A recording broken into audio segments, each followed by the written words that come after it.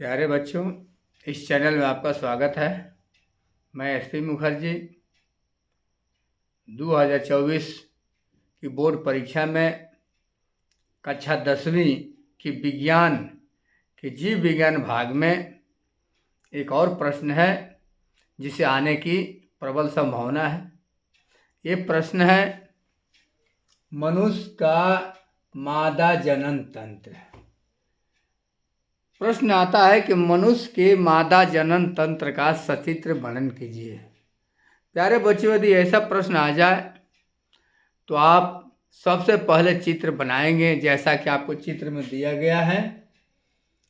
चित्र बनाने के बाद इसका नामांकन करेंगे और ऐसी हेडिंग आप लिखेंगे कि मनुष्य के मादा जनन तंत्र में निम्नलिखित अंग पाए जाते हैं।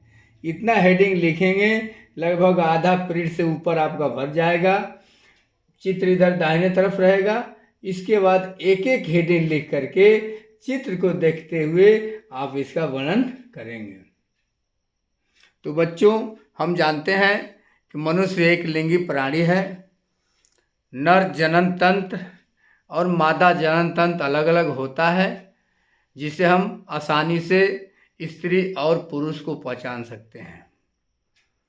स्त्री में लगभग 12 से 14 वर्ष उम्र होते होते उनके अंदर मेंस्ट्रुअल साइकिल शुरू हो जाती है, मासिक चक्र शुरू हो जाता है और लगभग 45 वर्ष तक यह प्रक्रिया चलती है।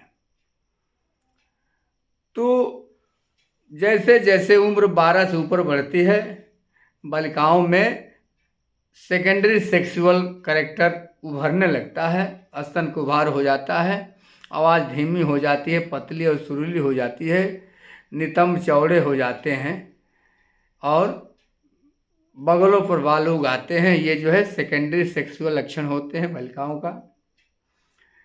अब हम कैसे वर्णन करेंगे? अब चित्र बना दिए। सबसे पहले आप ऐसे हेडिंग लिख देंगे और प्रत्येक हेडिंग का आप लिखेंगे। आप पहला हेडिंग लिखेंगे अंडाशय। आप लिखेंगे कि यह मादा जनन तंत्र का मुख्य भाग है, जिसे हम अंडाशय कहते हैं। यहाँ चित्र में देख लीजिए। यह अंडाशय मनुष्य के उदर गुहा में वृक्कों के नीचे श्रोण मेखला के पीछे एक गोल सी अर्थात अथवा अंडाकार से रचना पाई जाती है, जो अंड निर्माण और अंड निक्षेपण का कार्य करती है, जिसे अंडाशय कहते हैं। ये अंडाशय स्त्री के बाएं और दाएं दोनों तरफ स्थित होते हैं। अंडाशय के ठीक ऊपर दोनों तरफ झालदार कीपनुमा रचना पाई जाती है, जिसे हम झलदार कीप कहते हैं। ये झलदार कीप क्या करती है? अंडाशय से अंडाणु का जब निक्षेपण होता है तो उस अंडाणु को यह अपने तरफ आकर्षित करती हैं, ग्रहण करती हैं, जिसे वह अंडाणु अंडवाहिनी में जा सके। ये झलदार कीप आगे चलकर एक यू आकार की नलिका में खुलता है दोनों तरफ, दाएं और बाएं, जिसे हम अंडवाहिनी कहते हैं।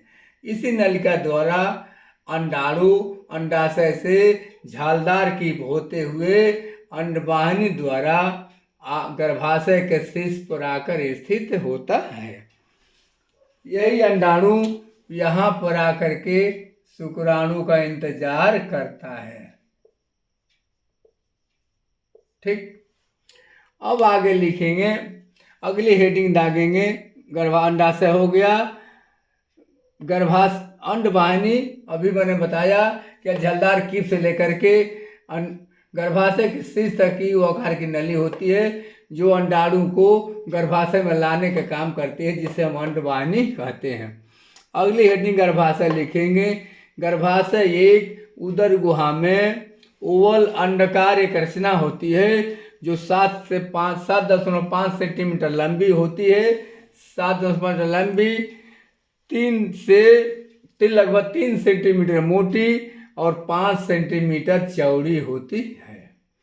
ये रचना एक मालसर रचना होती है, जो स्त्रियों के गर्भ धारण करने में, भ्रूण के विकास में सहायक होती हैं और शिशु के विकास में सहायक होती हैं, शिशु को धारण रखती हैं। ये अंडाशय गर्भाशय आगे चल करके एक पतली छिद्र से खुल जाती है, जिसे हम गर्भाशय छिद्र कहते हैं। ये गर्भाशय आगे एक मांसल रचना में खुलती है, जिसे हम योनि कहते हैं। योनि 8 से 10 सेंटीमीटर लंबी रचना होती है, जो काफ़ी मांसल और संवेदी होती है, जो मैथुन क्रिया में काम करती है, मुख्य भूमिका निभाती है। अगली हेडिंग आप लिखेंगे बाह्य जननांग। बाह्य जननांग स्त्रियों के बाह्य जनन मूत्रोजनन तंत्र जिसे कहते हैं, इसके निम्नलिखित भाग पाए जाते हैं। पहला भाग जो होता है, जो सबसे अंदर होता है, जिसे हम लघु भकोष्ठ कहते हैं। इसके बाद उसके ऊपर एक दूसरा स्किन का एक मोटा आवरण होता है, जिसे हम बृहत भकोष्ठ कहते हैं। और ठीक भग के ऊपर जो है छोटी सी उभार जैसी रचना पाई जाती है, जिसे हम क्लाइटोरिस कहते हैं। या पुरुष के शिश्न के समान ही एक छोटी सी रचना होती है, जिसे भग शिश्न या क्लाइटोरिस कहते हैं। आगे चलकर अब अगली हेडिंग लिखेंगे सहायक ग्रंथियाँ।